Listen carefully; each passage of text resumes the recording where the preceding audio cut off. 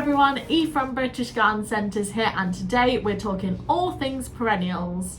Perennials are long-lived plants that you have in your garden that provide a yearly display of flowers, seeds and berries.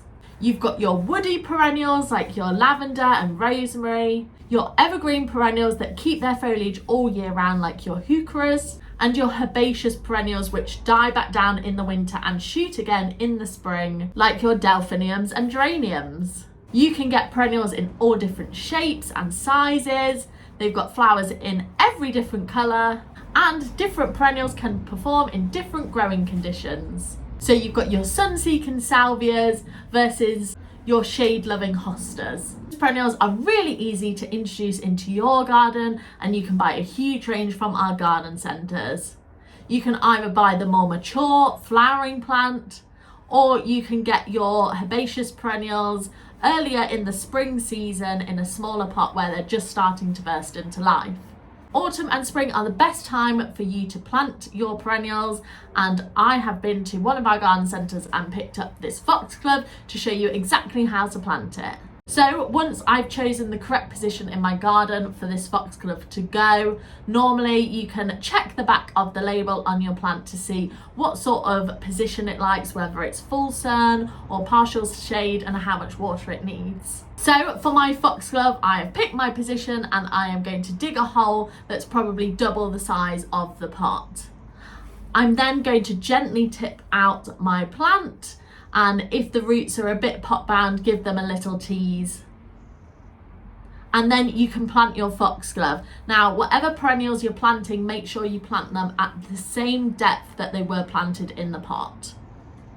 So I've got my foxglove in the hole and I'm just going to backfill with compost, and now it's really important to give it a really good watering in. Now, I've already mulched this border of mine earlier in the season, but if you haven't done so, it is worthwhile to add a thick layer of organic material around your plants. So I use garden compost, and this is just going to retain moisture, suppress weeds and add in some nutrients into your soil.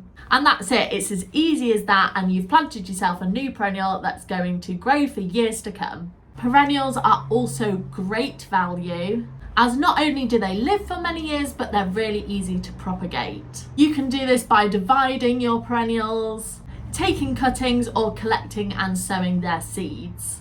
Today I'm going to show you how to propagate a perennial poppy by dividing it, as it is simply just too large for the space that it's in, and I want to get a couple of plants out of it so that I can spread them around my garden. It's really easy. All you're going to need is a good fork, and what you want to do is gently tease your perennial out of the position that it's in. Careful not to break up too many roots. So once you've done this, you can lift it out, and then you're going to need something like this perennial spade by Kent & Stowe. So this is perfect for slicing and dividing plants.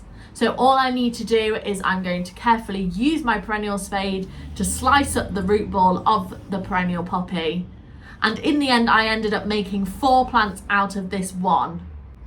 Don't worry too much about chopping up the plants or cutting up any roots. Your plant will be absolutely fine, and once it's planted in its new position, it will begin to thrive. Once I've got my new plants, I'm just going to replant them back into my garden where I want them. So it's just like how I planted the foxglove. I'm going to dig a hole, pop in my poppy, and then I'm going to backfill it with compost and give it a mulch if I haven't already, making sure to give it a really good water to start it off. And that's it. Now I have 4 plants for the price of 1 spread across my garden, which is going to look really effective. I hope you found this video really helpful, and that if you haven't already, get some perennials into your garden because they are incredible. If you'd like to shop any of the products that you've seen in this video, then nip into your local British Garden Centre, or you can shop online on our website. And if you'd like to see more content like this, then make sure to follow us on our social media channels.